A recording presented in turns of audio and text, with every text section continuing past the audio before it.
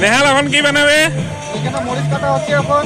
হ্যাঁ, এটা এখন চাকনার জন্য বানানো হচ্ছে।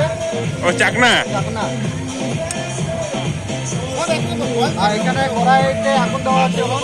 হ্যাঁ, বয়েল করা হবে। এখানে মাংস পুরানো হবে। মাংস পুরানো হবে।